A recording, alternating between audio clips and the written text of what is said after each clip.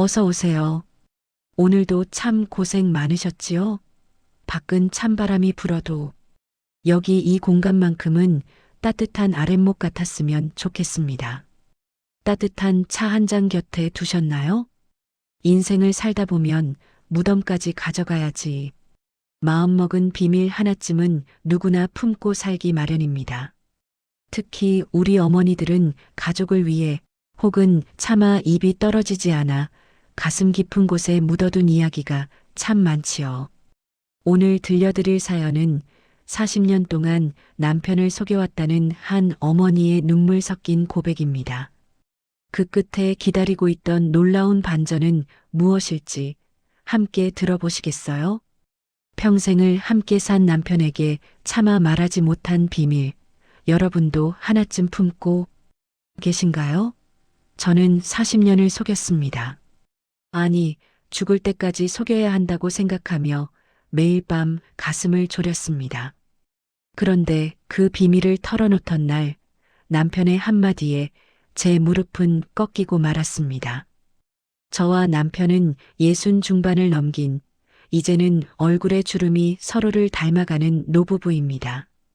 남편은 평생 공무원 생활을 하며 성실했지만 참 무뚝뚝한 사람이었어요.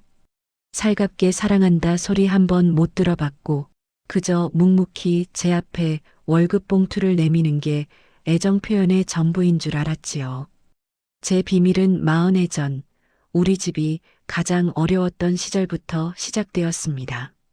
당시 제 친정 남동생이 큰 사고를 당해 병원비가 절실했어요. 부모님은 이미 돌아가시고 기댈 곳이라곤 저밖에 없었는데 남편에게 말할 엄두가 안 났습니다. 당시 우리도 아이들 분유값이 모자라 전전긍긍하던 때였으니까요. 결국 저는 나쁜 마음을 먹었습니다. 남편 몰래 매달 생활비를 조금씩 떼어 돌려막기를 하고 밤에는 남편 몰래 부업을 하며 돈을 모았습니다.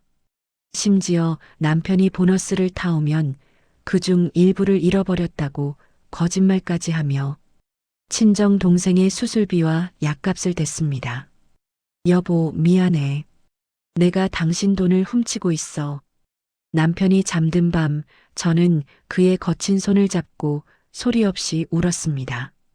남편은 제가 장을 봐올 때마다 왜 이렇게 반찬이 부실하냐고 핀잔을 줬지만 저는 그저 고개를 숙일 뿐이었죠. 그 돈이 다 동생에게 가고 있다는 걸 알면 이 가정이 깨질까봐 두려웠습니다.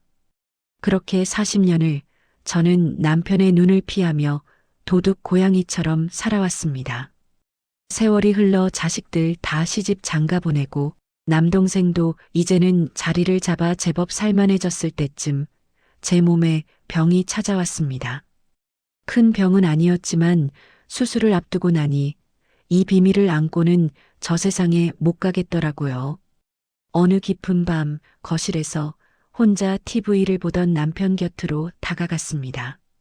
여보, 나 당신한테 할 말이 있어요.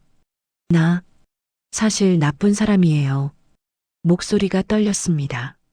40년 전부터 남동생을 위해 당신 돈을 빼돌렸던 이야기, 거짓말로 당신 속였던 일들을 눈물로 다 털어놨습니다.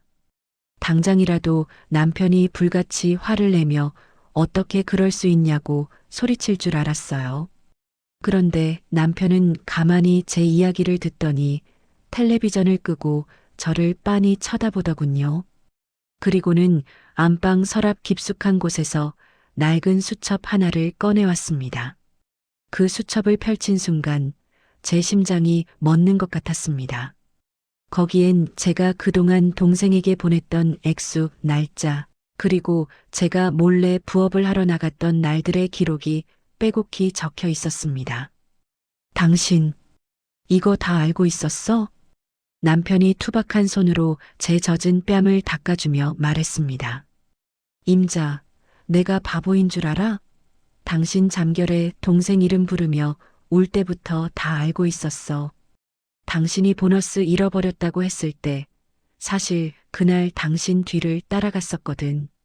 동생 병원비 입금하고 나오는 당신 뒷모습 보면서 내가 능력이 부족해 당신을 도둑으로 만드는구나 싶어 내 마음이 더 찢어졌다네.